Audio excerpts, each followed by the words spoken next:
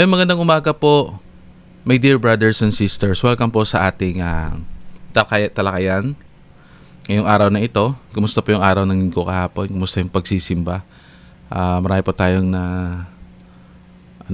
na tutunan for this week, Maraming mga ganap, maraming mga learning experience at ganoon na din yung natutunan ko dito is yung pagpapahalaga sa binigay sa atin ng Diyos na oras, no? For me, last week, it's been a blessing. Ano niyo po yun? So, everyday, nagpapasalamat ako sa Diyos sa mga, alam niyo po yung parang hindi ganun kabigat yung araw, no? Yung may mga time na bakante yung mga oras. Pero sinasabi ko kay Heavenly Father na sana and tulungan niya ako na marespeto ko o bigyan ko ng kahulugan yung mga yung pang paano tawag doon, yung parang pasasalamat, no? Hindi siya binabaliwala yung mga binibigay niya sa akin ng mga relax na oras, alam niyo po yun. So ako po yung nagpapasalamat dahil po doon sa mga binigay ng Diyos sa atin. And natapos po yung linggo na nakapagsimba po kami, naka-attend sa hapon ng klase. It's good na makikita mo yung naging parte ka sa pagbabago ng mga tao. Alam niyo po yun. Parang masaya ka dahil masaya yung ibang tao. No? And it's iba-iba yung feeling. Sabi ko nga, no, mga bagay na natutunan ko sa buhay ay binabahagi ko. So nakakaramdam ako ng kapayapaan sa loob. So sa araw na ito, my dear brothers and sisters, pag-usapan natin sa Come Follow Me na tayo, July 6 to 12, there is a prophet in Israel na ating matutunan sa 2 Kings chapter 2 verse 7. So, itong araw na ito yung pambungad, no, ng ating pag-aaralan for the whole week from Tuesday to Friday. So, himay-himayin natin yung nangyayari sa 2 Kings chapter 2 verse 7, no? By Tuesday to Friday, but ngayon ito yung parang summary ng mangyayari. And then dito matutunan natin na may propeta sa Israel, mga himala ni Eliseo. So after kay Elijah, si Eliseo naman patunay na ng kapangyarihan ni Jesucristo. So ating natutunan last week, hindi kailangan na sobrang maraming propeta tulad ng kay Jezebel, asawa ni Ahab, na tumawag siya ng mga propeta, 450, na kung saan tinupok ng Diyos, no?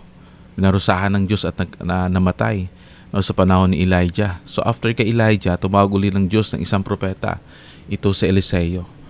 So ang tunay na Diyos ay nagpapakita ng kanyang kapangyarihan na siya ang makapangyarihan sa lahat ng ginawa ng tao, no? Yung pag sinabi kong ginawa ng tao, yung mga Diyos-Diyosa na ginawa ng tao.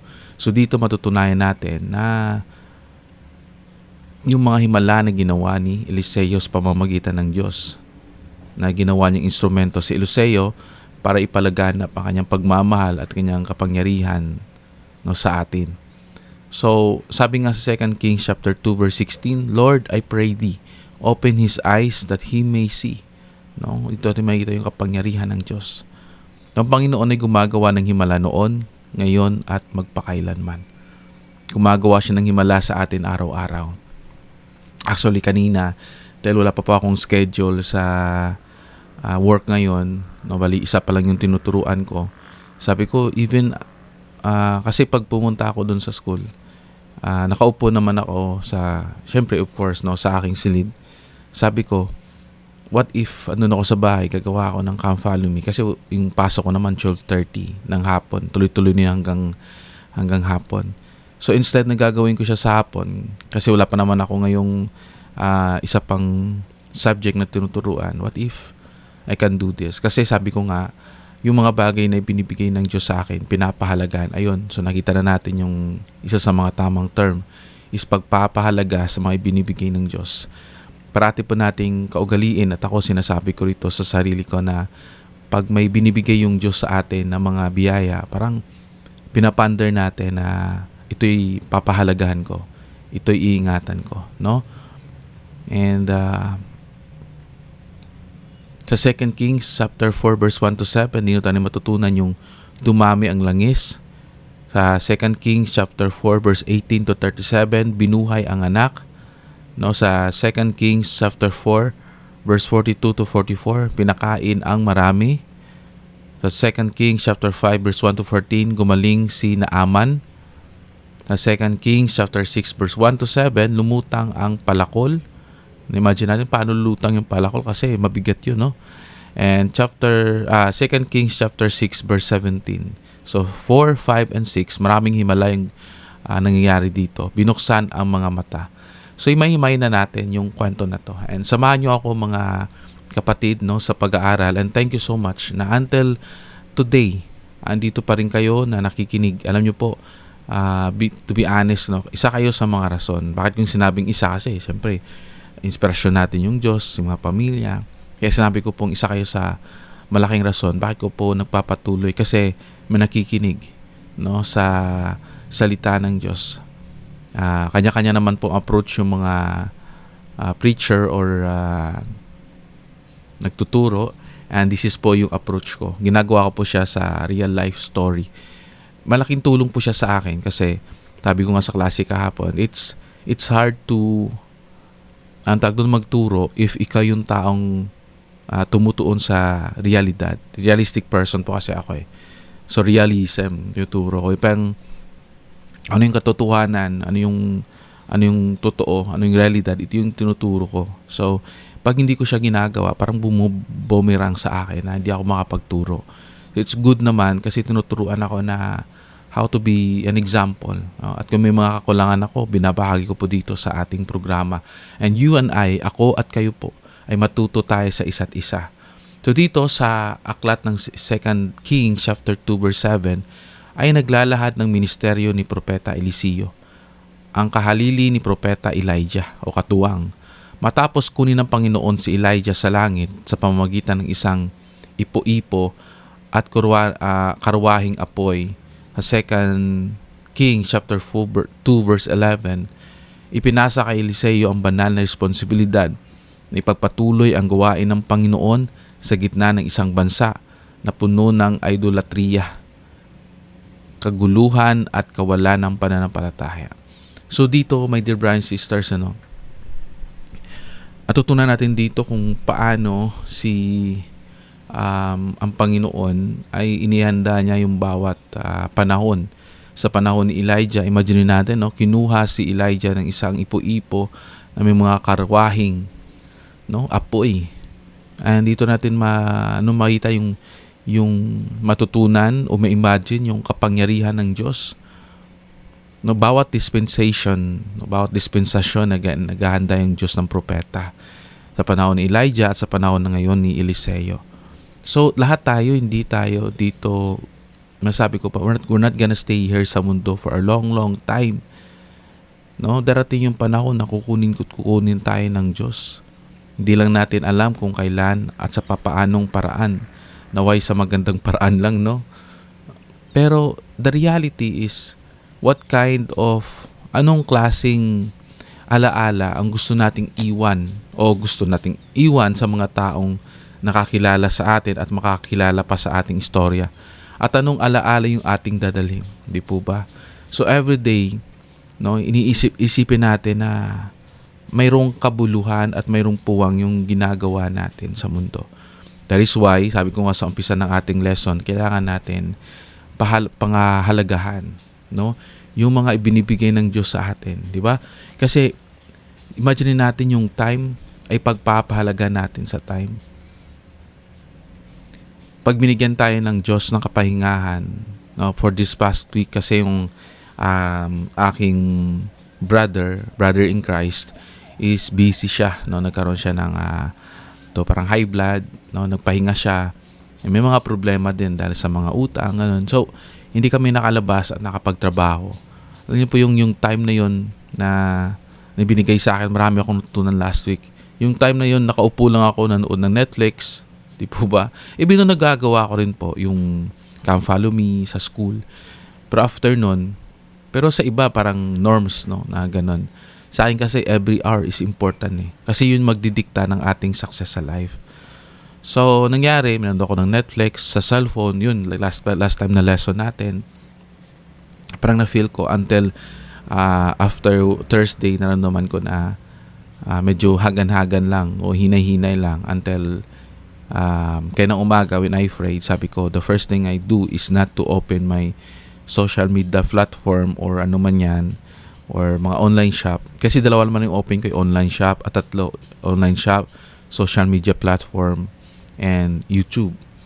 No? So sabi ko, it's better a day na ilagay ko lang yung cellphone ko at mag-isip ako ng makabuluhang bagay. If wala akong maiisip, then magtanggal ako ng damo, no, sa bakuran. So, nakuha niyo po yung mga kapatid. Kailangan po na pangahalagahan natin yung time. Kasi tulad po ni Elijah, kinuha siya ng Diyos eh. No, natin mababasa sa 2 Kings chapter 2 verse 11. At tayo din sa panahon natin. Ano pa yung pwede nating magawa kasi napakabilis ng oras. Hindi ko, parang iniisip ko na ngayon yung December ha. Ngayon is actually advance akong gumawa ng lesson po. Yung actual date ngayon is June 29. Kasi the reason why advance akong gumawa ng mga lesson natin, ito din, learning experience sa buhay natin. Iba kasi yung may pag-iimpok tayo. Di ba? Iba yung ano natin, yung parang pinaglalaanan natin ng time na mahaba pa yung ating preparation. Hindi lang yung darating sa, alam mo yung parang nagraratol na tayo dahil may deadline na or kailangan nang gawin. Maganda po na before that, magawa na natin siya. May sobra pa. No? So, yun po nawala na ako. So, ngayon is July 6, no? Pag ni-broadcast ko to or pinalabas ko to sa YouTube. But nagagawa ko to is June 29 in advance 1 week kasi sabi ko mas maganda yun. So, yun po it's a matter of our faith kasi sa nangyayari ngayon mga tao na bansang puno ng idolatry o idolatria. Hindi lang po yun yung mga gawa sa kahoy, gawa sa bato, gawa sa semento or marble or ano man yan, ginto. Maraming idolatry na hindi natin nakikita sa palibot natin. Isa na po ako doon na kadalasan nabibiktima po tayo, cellphone, social media, information overload. Anong nangyari ngayon sa mundo, sa mga kabataan? Dahil sa mga information overload, bata pa lang nasistress na sila. Bakit? Dahil sa mga so much information na kanilang natatanggap sa kanilang pag-iisip sa panahon natin. Kung makikita natin, balikan natin yung panahon. Pagising natin, anong information na makukuha natin? Kung anong tuturo ng magulang natin, anong tuturo sa school, ganun lang, pabalik-balik. So, in that young age, hindi ganun ka-pressure yung mind natin. No? Excited tayo maglaro. Kung sa pag-aaral naman, marami nag-i-excel kasi babad sila sa pag-aaral, pero focus on one time. Ngayon, napakaraming information about history and everything na kung saan okay nga, advance tayo sa mga bata, especially na matuto, pero marami ding information na mga walang saysay na nakukuha nila, yung mga napapanood nila ng mga entertainment sa social media na walang saysay, na minsan nakakaroon sila ng information overload at hindi natin napapansin. Yun yung mga idolatria o may idolatry na hindi lang nabibigyan ng tuon. No, kaya sa kanang umaga, sabi ko sa sarili ko, sa wife ko, as early na makaya natin, hindi pa malala yung sitwasyon, kunin mo yung cellphone, yung panganay namin, kasi he's in 13, grade 8 na siya, tinago namin yung cellphone. No, sabi natin, wag nating intayin na naging so much attached na siya sa idolatry, tayo din, at then mangyayari na wala na tayong time sa isa't isa. Nito nga tayo sa bahay, pero puro cellphone naman yung hinawakan natin. Siguro nakaka-relate din po tayo doon, Pag nasa bahay, puro cellphone na lang yung hinawakan. That is the reason why mga idolatria na yan, hindi lang cellphone, tablet, gadgets, iba pang mga bagay na hindi siya makabuluhan. Di po ba? At tayo natututo dyan. Kaguluhan. Dahil sa mga information overload na yan, nagkakagulo tayo. Yung mga bata, especially sa mga nangyari sa Tacloban, nangyari sa ngayon, na sunod-sunod na sa mga schools. Dahil dyan, inuudyukan na gawin natin na kaya nga nila sa atin pa. Dahil sa mga informasyon na yan. Imagine, yung aking messenger is naka-off siya. No? So, naggagamit lang ako ng Messenger pag may mga importante. Sabi ko sa school, if may mga importante, you can message me directly. Puntahan niyo ako sa classroom at gagawin ko yung responsibilidad ko with all my heart. No, sabi nila, bakit? Kasi meron akong hindi naman mental illness, but pinangawakan ko na alagaan yung aking mental health. No? So, ang kaguluhan na to, mangyayari sa atin if umaga pa lang nakikinig na tayo sa mga patayan, mga ganyan. No, instead sa noon, ang ating pinapakinggan lang if may bagyo o wala eh. If ano yung mga calamities na natin paghandaan. If may El Niño ba, El Niño, mga ganun. Ngayon, patayan doon, patayan dito. Pagpasok mo pa lang sa work, instead na andun sa ating mga puso yung nakapo natin yung peace, yung hope, yung ang tawag doon, peace, hope, and love, and every pa na mga magagandang mga attributes na nadadala natin yung light na yun sa ating work. Ang nangyayari pag punta natin sa work natin dahil sa mga information overload na to, dahil sa mga krimen, patayan, mga ganyan, nagkakaroon na tayo ng fear, anger sa nang ginawa ng isang tao. So imagine natin araw-araw. Kaya sabi ko sa wife ko, pagising kasi nagpapaano siya ng mga sound eh. Parang gumising yung mga bata kami. Kasi maaga siyang gumising. So sabi ko sa kanya, after nyan, patayin mo na. Kasi if wala namang masyadong information na makukuha natin sa news, hindi naman tayo nakakaambag dun, patayin mo na kasi hindi nakakaganda sa ating isip. No? It is my own perspective lang. No? So if yun yung parang kampante kayo, then good. Pero sa amin, in this generation, no, sa amin, sabi ko, it's good na lahat. Makinig tayo ng mga hymn music, ng mga church music. Diba? Makinig tayo ng mga inspiring messages, inspiring na mga story. At doon, dadalhin natin yung liwanag na yun sa work natin. So, early in the morning, no, instead na kaguluhan yung pumapasok sa bahay, is si Jesus Christ yung pumapasok sa ating tahanan. No, yun ang sabi. At kawalan ng pananampalataya sa panahon natin. Yung pananampalataya, hindi na ganun. Minsan, umaasa na lang tayo sa ating nakikita. Na tayo din yung gumagawa ng ating mga concern o problema at sabihin na nating problema sa buhay. So ito po yung responsibilidad natin bilang isang Kristiyano. Ito yung responsibilidad ko po sa inyo. Tulungan po kayo at tutulungan ko na yung sarili ko. Tulungan natin yung isa't isa na maintindihan yung idolatria na yan, kaguluhan at kawalan ng pananampalataya. It is my obligation, sabihin ko na, at responsibilidad, no, na ipalathanag or ipalathalag, ano po yung term doon? Sabihin, yun na lang, sabihin ang kahalagahan ng ating responsibilidad bilang mga anak ng Diyos. Anak na lalaki at anak na babae ng Diyos. So pagpapatuloy po natin, noong panahon na iyon, ang hilagang kaharian ng Israel ay pinamumunuan ng masamang hari na madalas na tumatalikod sa Panginoon. Okay? Marami sa mga tao ang nawala ng tiwala sa Diyos at mas nagtitiwala sa kanilang sariling lakas, hukbo at Diyos-Diyosan. Ayun. So sa sa hilagang bahagi. Ano ba yung hilaga? Search nga natin. Hilaga in English. So north, ayun. So mas naintindihan ko. So pag hindi alam, na yun ang gagawin is magsaliksik. So sa northern part ng Israel ay pinamumunuan na masamang hari. At madalas yung mga tao doon ay tumatalikod sa Panginoon. I think may mga mabubuti din kasi base sa istorya 'Di ba may mga individual pa rin tulad sa storya ni Lot. Pero gaano kaya, 'di ba? Parang iisipin natin siguro hindi sila umalis kasi doon yung hanap buhay nila. Given, di po ba? Sa atin ganun din. Andun yung pamilya nila, mga kaibigan nila na mabubuti din. So may mga like sa atin realidad, may mga membro po tayo na nakatira sa isang squatter area. Lahat naman nakatira ako nun sa squatter area. But the point is, hindi yung squatter ibig sabihin yung mga atmosphere doon sa lugar na yon. Kung nandun kayo, di ba? May patayan, may sigawan, may mga nagtutulak na mga pinagbabawal ng gamot, but still, you are there.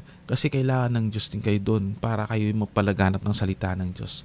Na-assign din ako sa mga area mga ganun na nag-serve ako ng mission. Di ba?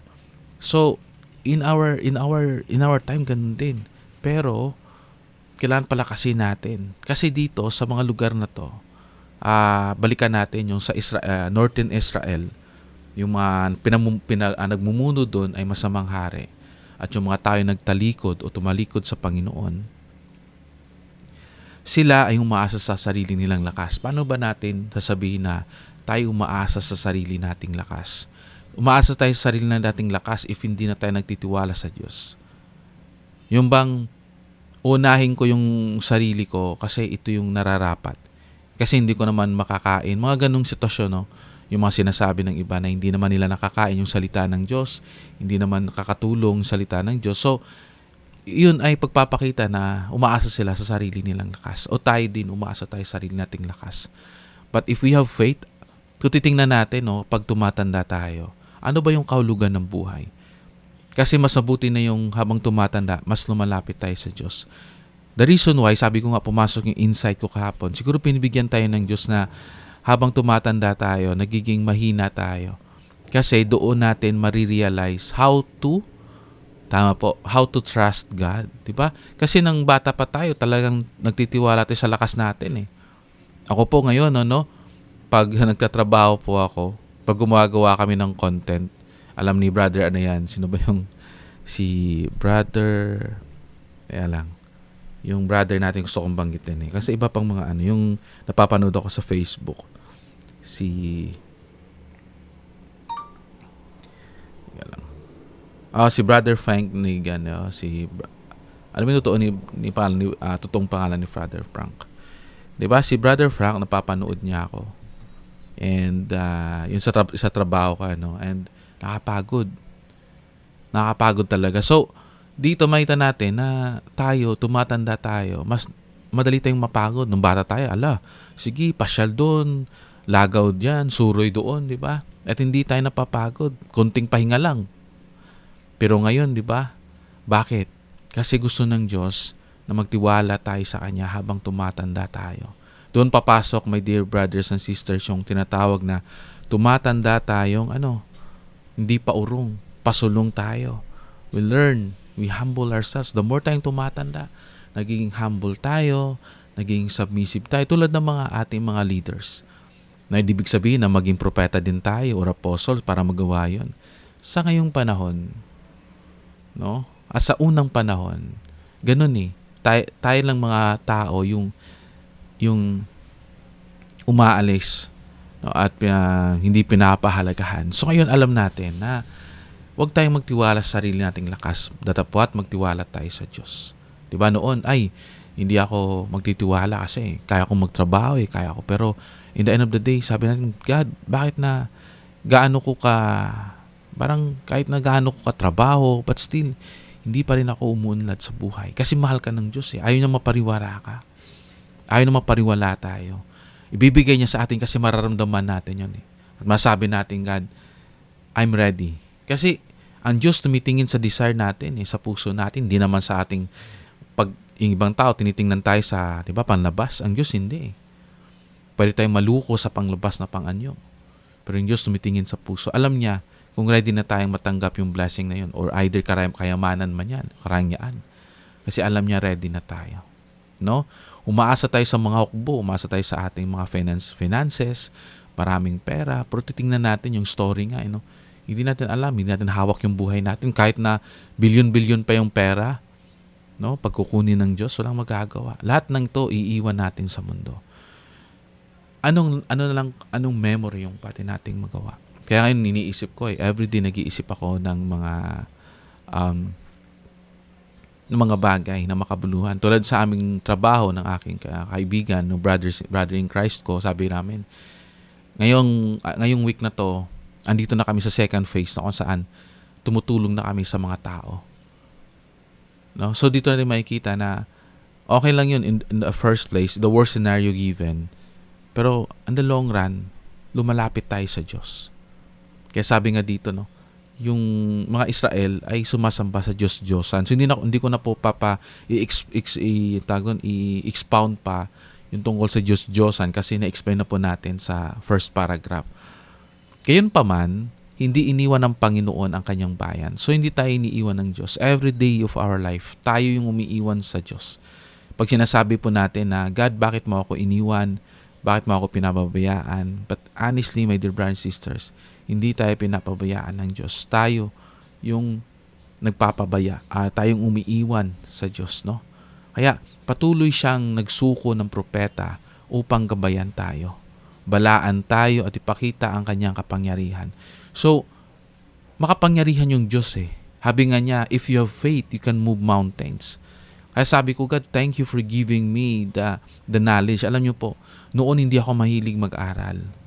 To be honest, parati ako nagsiskip sa school. Siguro, mabuti naman yung mga teachers magturo when I was in high school and college. The problem is me. I'm not ready. Kasi yun lang yun eh. Hindi tayo handa. Pangalawa, hindi tayo naghahanda. At pangatlo, walang tumutulong sa atin para maging handa tayo. Di po ba? Hindi tayo handa, hindi tayo naghahanda, at walang tumutulong sa atin para maghanda. At may iba pa sigurong dagdag doon na bullet points, no? But those na mga salita na hindi tayo handa. Meaning during that time, hindi ako handa. Kasi iba yung aking focus. Pangalawa, hindi ako naghahanda dahil nga iba yung aking atensyon. Doon ako nag-a-atensyon sa gala, sa skip sa school. Bakit? Kung titingnan mo psychologically, bakit ako gumagala when I was in high school? Kasi broken family kami. Basihan ba yon? Of course. Kasi nga, situational basis, depende sa sitwasyon. I don't have moral support with my extended family, yung lolo at lolo ko, yung tita. Iba yung kinalakihan nila. 'Di ba? So, kulang ako ng guidance. So, ganun. At walang nagtuturo sa akin para maganda. So, wala akong mentor. Kasi pag uwi ko sa bahay, galit. 'Di ba? So, depende sa sitwasyon, depende sa kinalakihan natin. So, gayon pa man, mahal tayo ng Diyos. Nagsusugo siya ng propeta para gabayan, balaan, ipakita ang kanyang kapangyarihan. Imagine natin yung magagawa ng pera, no? Kung mayroon akong 1,000,000 ngayon, given, no? Sa ngayong panahon, maliit lang yun eh. Isa sa naisip ko, tatapusin ko yung bahay. Yun. Pero sa iba, di ba? Kagastos sila ng mga milyon-milyon sa sugal. Ganun katindi. So, dito natin makikita na hindi mahirap yung Pilipinas. Pero hindi lang siguro, kung para sa akin, ako yung titingnan may own point of view.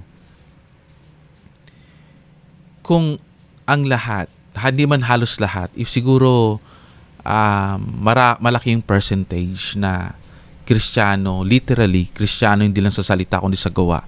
Yung mga namumuno, di ba? Yung mga nasa gobyerno, magiging maayos yung ating takbo. Kasi andun yung konsensya, andun yung guilt, andun yung katapatan, lahat ng mga magandang attributes, no? Pero we are grateful kasi may nilalagay ang Diyos sa bawat mga lugar ng mga faithful Christians. I don't want to say members lang, but faithful Christians in different denomination para po na maging ilaw, no? At darating yung panahon na makakamtan natin yung tunay na kapayapaan at tunay na leadership sa pamumuno ng ating Panginoong Jesucristo. So, patuloy po tayo sa pag-aaral. Hinihimay-himay ko po para mas lalo nating maintindihan at naglalagay po ako ng mga examples at real life situation. Para realistic po tayo. Bagamat kakaunti ang naitalang mga sermon ni Eliseo, ang kanyang buong ministeryo ay naging buhay na patotoo tungkol sa kapangyarihan at habag ng Diyos. Even, hindi ganun ka extravagant yung story, no, na isusulat sa iyo, pero alam mo sa sarili mo yung storya. At balang araw naka-record din kasi yan sa Book of Life ng Diyos, no, sa langit. So kahit na yung journal mo dito, hindi like for example si Brother Dave, isang membro ng simbahan, ganun. Pero hindi nila sinasalaysay na ganito yung ginagawa ko araw-araw. Okay lang yun, basta sa mata ng Diyos. Sabi ko nga sa kaibigan ko natatakbo sa politics, ang mahalaga nakakatulog ka sa gabi kasi clear yung conscience mo. Hindi lang sa salita kundi sa gawa. Kasi yun at yun eh. Di ba? Mahirap kasi yun eh. I don't want to talk about politics. Pero sabi ko sa kanya yun lang. No? Kahit na kakaunti lang nakakaalam sa buhay mo, minsan hindi pa maganda, pero alam mo sa sarili mo at alam ng Diyos na marami kang ginawang kabutihan sa kapwa mo. Ang kanyang buong ministeryo ay naging buhay na patutuo tungkol sa kapangyarihan at habag ng Diyos. Dito sa pamamagitan niya, naganap ang maraming himala. Pinagaling ang maruming tubig na ating mababasa sa 2 Kings chapter 2 verse 19 to 22. Dinagdagan ang langis ng byuda sa 2 Kings chapter 4 verse 1 to 7. Binuhay ang anak na babaeng taga Shanum sa 2 Kings chapter 4 verse 18 to 37. Pinakain ng maraming tao gamit ang kakaunting tinapay sa 2 Kings. Diba nangyari din to sa Sermon on the Mount? No? Sa time nag-sermon ang Panginoon ni Jesucristo. Diba naggumawa siya ng himala sa tinapay at kakaunting isda. So sa 2 Kings chapter 4 verse 42 to 44, pinagaling si Naaman mula sa ketong sa 2 Kings chapter 5. Pinalutang ang lumubog na bakal na palakol sa 2 Kings chapter 6 verse 1 to 7 at binuksan ang espiritual na mga mata ng kanyang lingkod upang makita ang hukbo ng langit na magproprotekta sa kanila sa 2 Kings chapter 6 verse 17. So, ibubuod ko yung mga himala. Mga kapatid, dito na makikita, gumagawa ang Diyos ng himala noon, ngayon, magpakailanman. Gagawa siya ng himala sa buhay natin na hindi lang natin nakikita pa. O hindi natin nakikita pero andyan na. Pero dandahan, wag lang tayong madismaya. Patuloy tayong gumawa. Ako ngayon, ipapagalitan ako sa school, maghingi ako ng sorry. Diba? Sige lang, okay lang. Kasi alam ko may ginagawa ang Diyos. Mali ko naman may mali ako. Bakit yung sinabi yun? Kasi halimbawa, binibigyan ko yung tuon yung come follow me instead doon. Kasi may nihanda ako. Sooner or later, sabi ko nga, if the God's grace, baka iba na yung magiging work ko. Kasi ito yung tuon ko. Pag nakita ng Diyos yun, ay si Brother Dave, gusto niya mag-serve sa akin. So gagawa ako ng paraan na masustain ko yung family niya. Diba, I'm grateful yung mga anak ko. Nagkakasakit sila pero gumagaling. Yung mga sipon lang, lagnat. Parati kong sinasabi sa Panginoon, God, kahit na medyo delayed mo na muna yung mga kayamanan ng mundo, kailangan ko lang, ang pray ko lang is good health lang kami. Yun lang, kasi all these things shall be added na sa amin. Yun lang parati. No? Health lang yun ng anak ko, okay na ako. Kasi nakakain naman kami 3 times a day. No?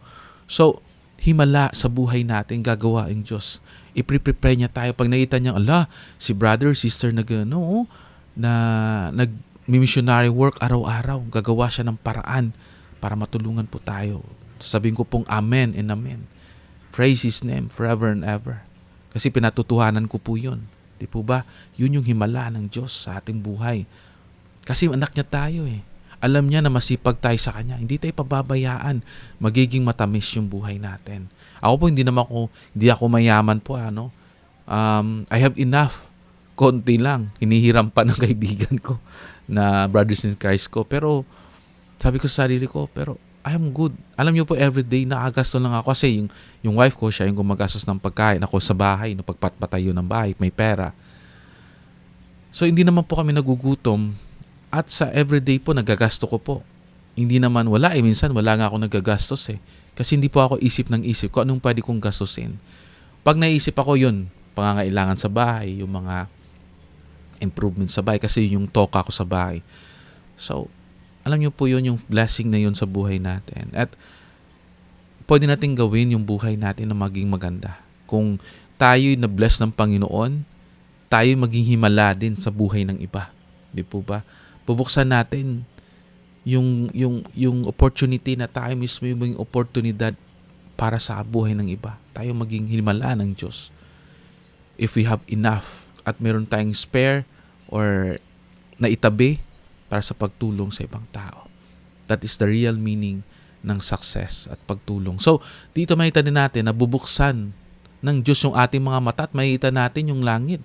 Tulad yan na mabasa natin sa 2 Kings chapter 6 verse 17. At binuksan ang espiritual na mga mata ng kanyang lingkod upang makita ang hukbo ng langit na nagpoprotekta sa kanila. Imagine natin, merong langit. Merong hukbo na magpoprotekta sa atin. Hindi lang natin nakikita. Pero kung mayroon tayong spiritual eyes, ako feeling ko ngayon, sabi ko, I felt good kasi sabi ko, hindi naman extravagant. Pero nakita ko yung himala na inihanda ng Diyos yung future ko. Sabi ko, God, please help me. No, dahan-dahan every day. Sabi ko, God, hindi ko kaya to. So, Please help me, makita ko lang yung glimpse, a little glimpse. Pag sinabi nating little glimpse, konting silip lang, no, na makita ko ba dahan-dahan yung ano yung magiging future ko, no? So, ganun po, ganun dapat tayo, na mayroon tayong mga mata na makikita yung spiritual things. No, magagawa lang po natin yun everyday ng life natin. Nakasentro po tayo sa spiritual aspect sa kay Jesus Christ. Ang mga himalang ito ay hindi ginawa upang dakilain si Eliseo, kundi upang ipakita na ang Panginoon ay buhay. Alam niyo po, through the leaders of the church na provide po yung mga pangangailangan. Sabi nga ng aking brothers in Christ, no, mahirap kasi na malakas yung tubig sa gripo, pero yung pag-open ng gripo ay sobrang, yung bang tulo-tulo lang, halos tulo-tulo na. Pero malakas yung doon, yung pressure. 'Di ba? Hindi enough para sa lahat.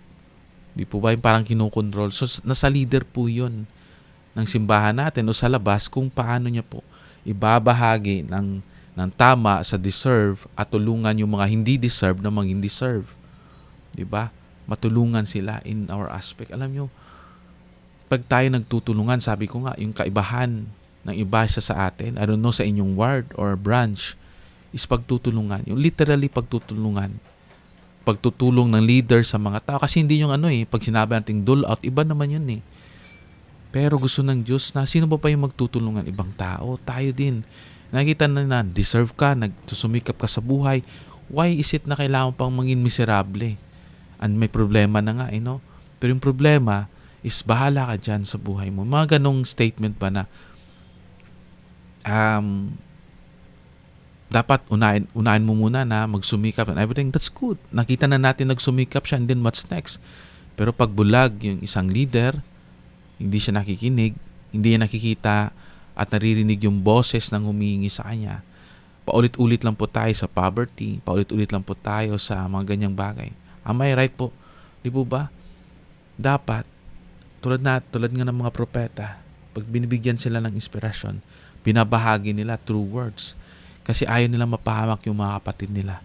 Kasi they felt responsible sa mga natatanggap nilang mga mensahe galing sa Diyos. Pagpapala na pwede nalang ibigay yung mga miracles na yan.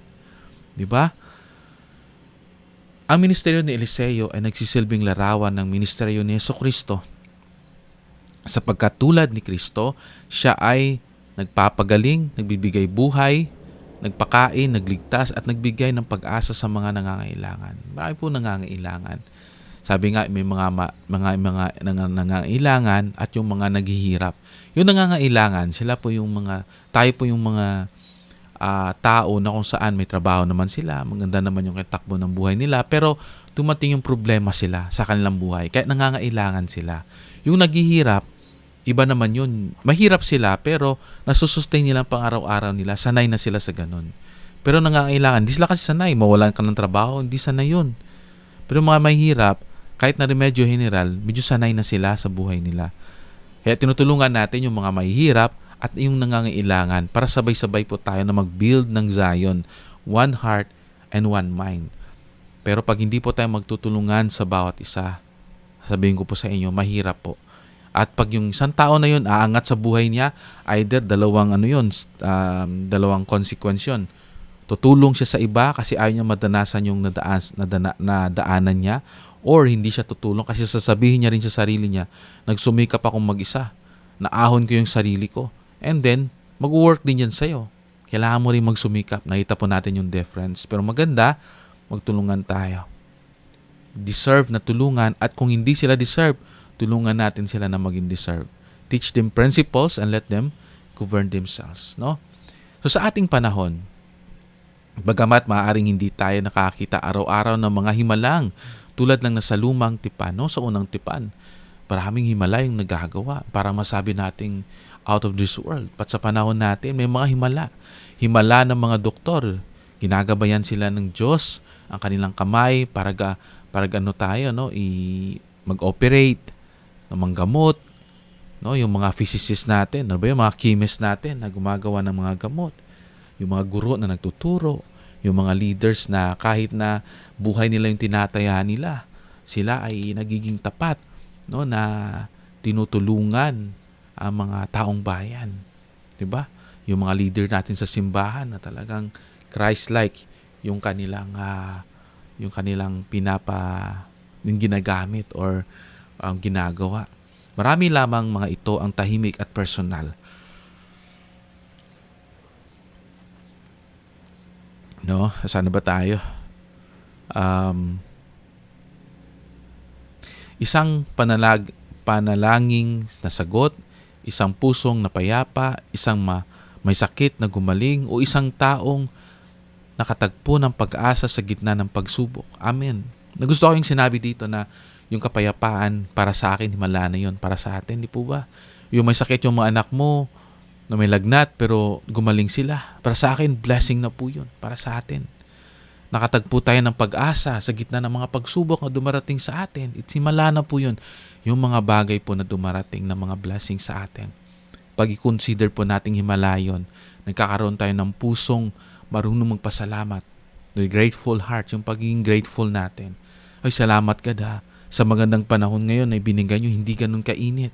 Salamat God, nagumpisa ako sa panalangin pagising ko. Salamat God, nakapagpasa ako ng banal na kasulatan. It's a miracle sa buhay ko. Salamat God, at pagpunta ko sa work, tahimik yung work, yung mga co-teachers ko, nakakausap nila ako, nabigyan nila ako ng mga task na nakakaya ko rin po. Salamat sa milagrong ito natapos yung araw, di ba? Salamat God na pinapatibay mo ako, tinalayo mo ako sa temptasyon. Salamat God na yung mga taong toxic, no, na nare-remind ko sila na di man nata-chastise, no, pero ano man tawag doon, parang nasasaway ko sila. Ayun lang makinig, then I let them go kasi kailangan ko ring ingatan yung inner peace ko. That's a miracle po. Oh, speaking of inner peace, ingatan po natin yung inner peace natin sa puso natin. Ano big sabihin, Brother Dave, ng inner peace? Yung inner, yung sa loob nating kapayapaan. Kasi pag mamagabag po nito, doon pumapasok yung mga worries natin. Sabi ng Panginoon, bakit ka nag-worry? Buhay ka naman. Kahit may sakit ka, still buhay ka pa rin. Diba? Nakakita ka. Kung di ka na nakakita, nakagalaw ka. Kung everything na yan mawala sa'yo, you still have hope. Andito ako. Pag tayo in tune sa banal na Espiritu, nakikita natin yung biyaya ng Diyos sa buhay natin, yung mga milagro niya. At ma-appreciate natin yung konting bagay na nagiging malaki na para sa atin. Yung naglalakad tayo, na-appreciate natin. Yung mga damo na nakikita natin sa palibot, yung mga punong kahoy, yung hangin, yung pamilya, yung pagmamahal, yung mga gamit na meron tayo, yung lumang cellphone na meron tayo, yung load na mayroon tayo na nagagamit natin sa pag-chat sa kapwa natin. Marami po tayong miracle sa buhay na hindi lang po natin nakikita. Diba yung ballpen na hinawakan natin, hindi na makapagsulat tayo. So, kasi sa sobrang rami na ng meron tayo sa bahay, hindi na natin na-appreciate. Alam niyo po, nakapasok ko sa isang bahay, walang gamit masyado. Ito yung inaano ng mga Japanese, no? May mga kultura silang ganito, minimalist. Pero ito'y mahirap at hindi nila naintindihan. Pero they were blessed. Pagpasok nila sa loob, upuan lang. Ganun, kasimple. Tapos radyo. Back in 15 years ago, radyo, tapos inaalala ko, higaan. Ayun lang. And then, alam niyo po yung time is pag-uusap. Tapos yung pagkukuha ng mga kahoy, di po ba, the simple it is, the more na maging masaya. Sa akin, pag tumitingin ako sa palibot ko, sobrang dami. Printer, circuit breaker, ginagamit ko sa vlog, di ba? Microphones, walkie-talkie na ginagamit ko sa pagtawag sa anak ko pag hindi siya natutulog sa taas, speaker, computer, di ba? May sofa, mga gamit sa school, mga ink, iba't iba pa. As in, kung susumahin ko siguro, pag maglumipat kami, sobrang dami. Kaya sabi ko sa sarili ko, sooner or later, dahan-dahanin kong, kasi okay naman to kasi pag self-reliance kasi to Depende yun sa purpose. Kasi halimbawa, pag brand out, nagagamit natin yung mga gamit.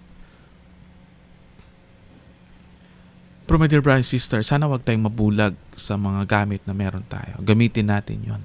hindi para pang display. As I said, kanya-kanya po tayong mga sitwasyon sa buhay. Kanya-kanya po tayong tinatahak sa buhay. Kayo po, ang sabi ng Panginoon, you are the agent. Kayo po ang nakakaalam kung paano po natin i-resolve yan sa pamilya natin. Tayo po nakakaalam individually kung paano natin i-approach yung mga challenges or temptation.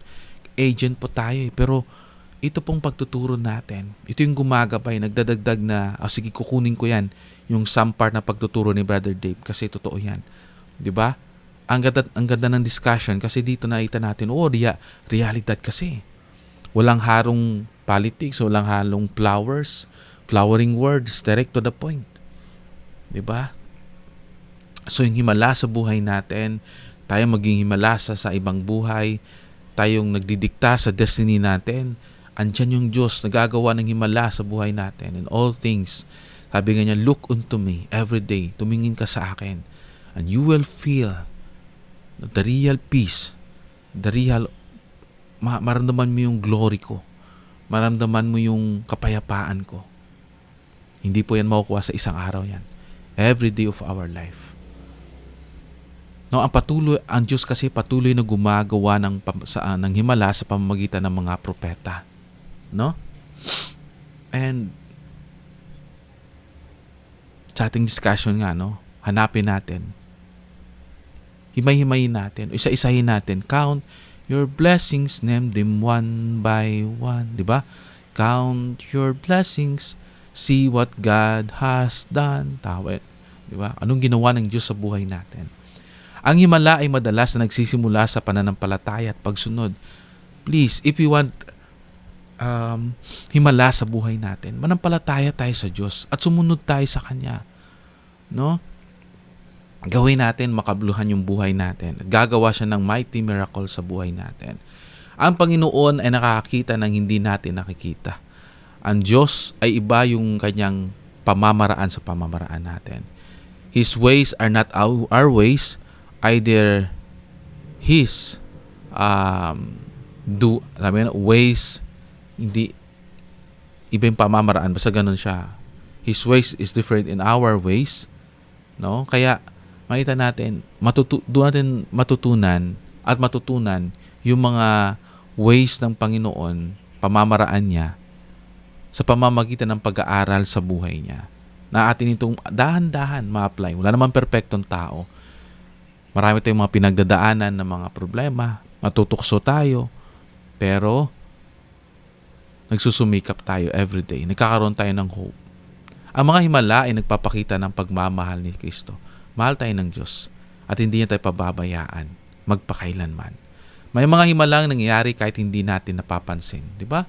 In every day of our life. My dear brothers and sisters, ang 2 Kings chapter 2-7 napakahalaga po.